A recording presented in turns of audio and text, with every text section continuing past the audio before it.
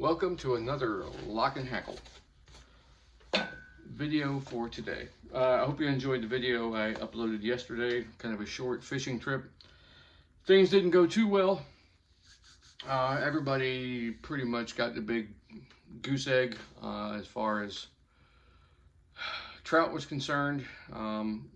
We actually did talk to a member of the DNR, and they were kind of concerned about the conditions of the river that we were fishing, creek if you will. They had a party fishing there weekend prior, and everybody did, for 2 days it was a double goose egg. Nobody really landed anything of substance, so we may not be seeing too many videos from that area. But I did have somebody ask me to do kind of a cursory review of my fly tying and kind of where I started, where you can start, so on and so forth. And I did a review on this setup here, which is my Peak rotary vise with all of its attachments. You can go back and find that video. I know it looks very confusing with everything that's on there, so you can find that video. What I would like to do is kind of show you where I started. And it's not all that expensive, really. My first fly tying setup was this right here. This setup is where I started. This is who made this? This is a very old vise.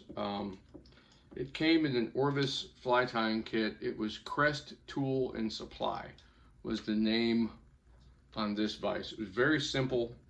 It's a straight line vise. It has a little bit of a cant to it to bring it up at an angle.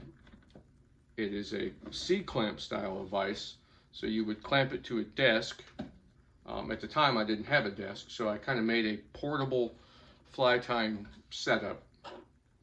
It's a couple of 1x1s, piece of plywood, some plexiglass on top, and all of the tools that came with, that was in the box that I got secondhand, was a pair of scissors, a bobbin, a bodkin tool, and a pair of hackle pliers. That's all that came. Now these aren't the original pieces that came with it because they were pretty beat up. The scissors were dull as can be, but the whip finisher was a little bent, so I replaced those. This is not a bad place to start. This is just a simple torsion clamp vise. It doesn't rotate, it doesn't move in any way. It's a fixed canted T, if you can see that. And it's what I learned to tie on. It was perfectly fine. I could tie all the flies that I do today off of this, because this is what I learned on. Now this is not available anymore. The box that this came in looked like this. I still have the box. I really don't know how old this set is, but it came with a bunch of books and some hard cards and a bunch of stuff like that. So I keep the box. Everything is in it, so it's fine. It's not the best resource for tying flies because it's just, a lot of it's black and white little square pictures. So YouTube is a great place to learn to tie flies because you can see the video, you can pause it, go back, watch it again. It's always a resource there for you to go back to on how to tie a different fly. So in between this and this vise, the Peak, I actually did have a really nice vise for what it was. It was an overseas made, probably Pakistan or India. The quality was fairly nice. I got it at a defunct sporting goods store called Gander Mountain, and it was very nice. I actually gave it to a friend of mine who was learning to tie, and I told him, I said, look, this one has a rotary function. It's not the best in the world, but it will definitely improve your ability to tie certain flies.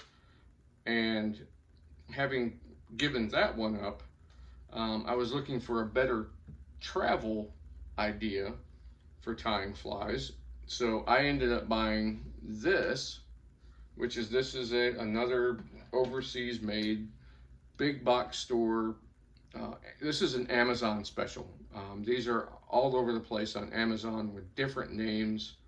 They call it, the universal vice or the #1 vice or something, and it is okay, but you don't expect it to function, or it's really a buyer beware product. I've found that the locking arm, the little pin that goes through the tension lock, is actually starting to bend if I'm really having to clamp down on bigger hooks like a size 8s and 6s for streamer flies, woolly buggers, girdle bugs, stuff like that.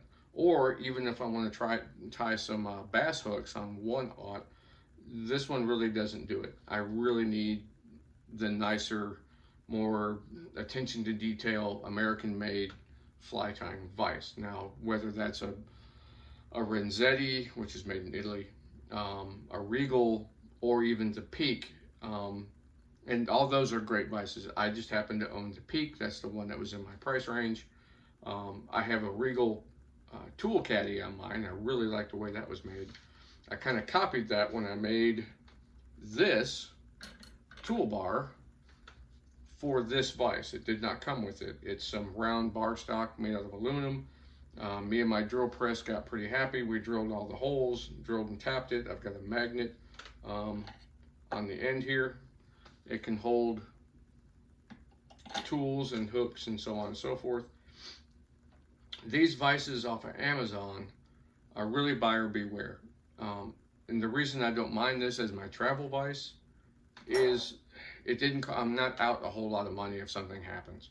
I can, wherever I'm at, I could probably order another one next day air and have it delivered. So it's not a huge loss. There are many different styles. This one I bought because it does kind of sort of have a pseudo rotary function.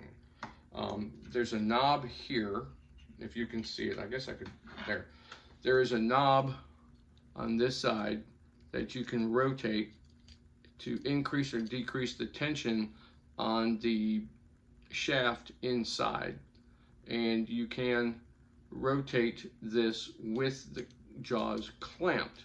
It's a little rough. It has, you can feel like ridges and bumps as it goes to rotate. And to get the right amount of tension is really odd, because if I loosen it just a little bit, like right now it's super tight, there it is, it doesn't necessarily stay in place. Like that's about perfect right there. But it will work its way loose. That's the only other problem. As you move it over time, this particular knob comes loose. It's okay. You do have you can adjust the cant of the tying head on this nut on this side. I found that if I go to crank down on it, on my thread or something like that, it tends to move. You can see that right there. It doesn't really hold it. That's inside the brass head. But this right here, it doesn't really have anything to adjust the tension of it's not like a waxed washer or a nylon thread lock. It's just a screw with a nut. That's it. So adjusting the cant of the head, not really a big deal. So it comes with this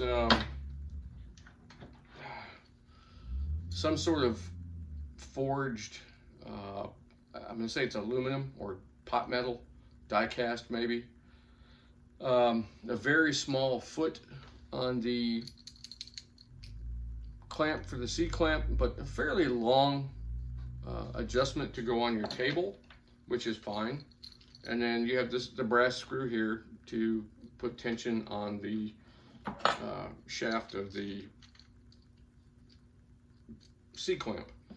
Now this one does come in handy for travel because it is lightweight, it is small, and it does give me the ability to use the rotary function if need be. A lot of people are picky about rotary. They want inline rotary. That means the shaft of the hook should rotate in the same plane as the rotary function on the vise.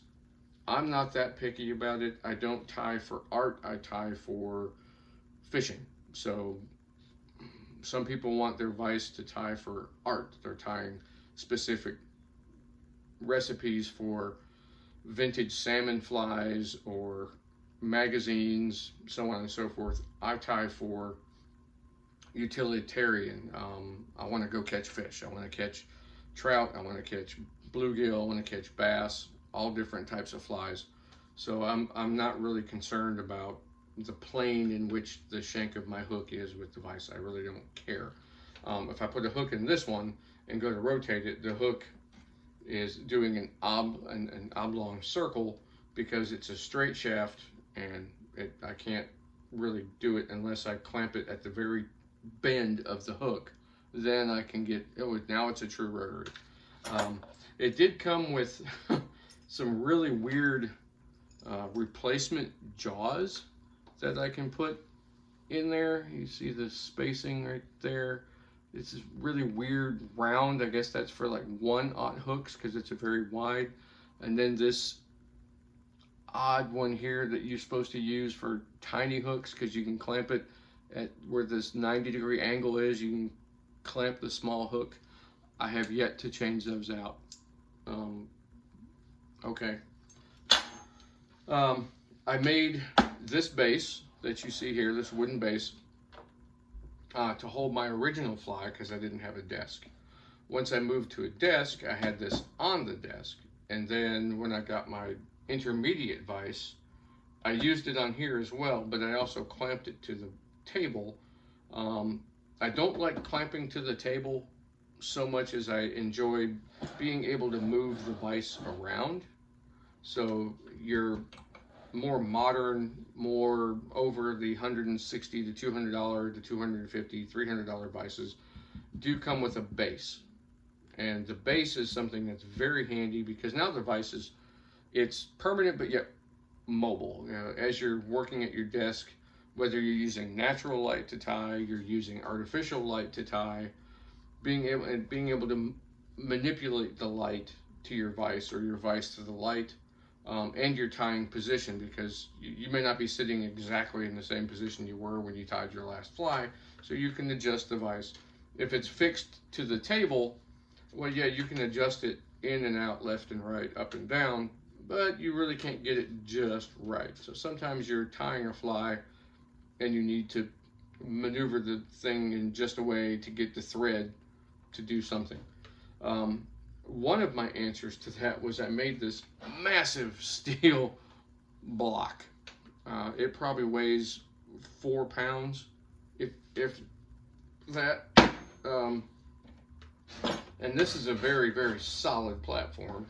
And I made it to hold a 3/8 inch diameter fly tying vise. Most vices these days are 3/8 inch diameter shafts. This old Orvis one is not. It's, I don't know what it is, but when I bought my tool caddy initially, it was actually for this vise and it wouldn't fit. So I had to drill it out to fit this vise. This old Orvis vise, it wouldn't fit on there. I was really bummed. I was like, whoops. So this is an awesome fly tying station now. I can put that on there and this thing will not move. It's very solid. It's probably heavier than this peak vise. I don't really travel with this. For one, it's just way too heavy. Depending on how long I'm going to be gone and which portable fly tying setup I use. Typically, I just use this C-clamp right here.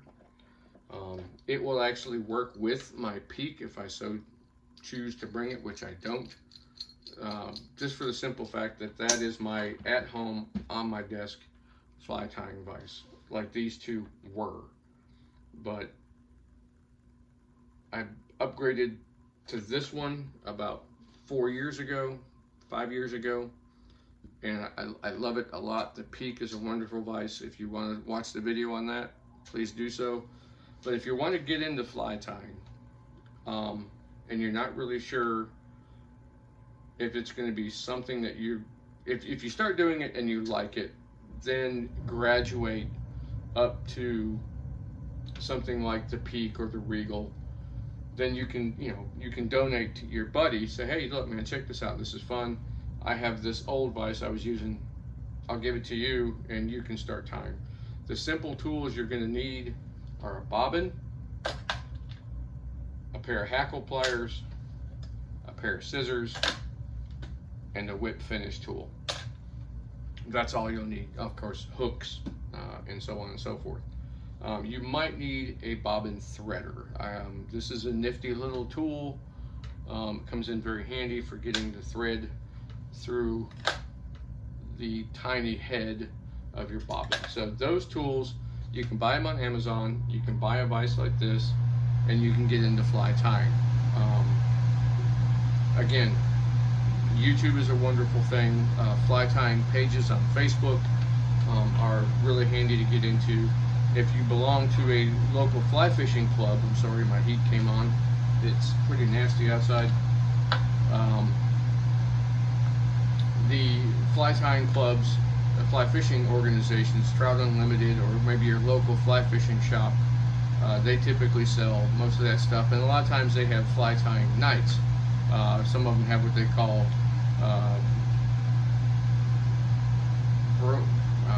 beer night, where they have, a local microbrewery will come in and support the shop and the patrons, and you can sit around and they'll have a fly of the month, and you'll learn to tie that fly.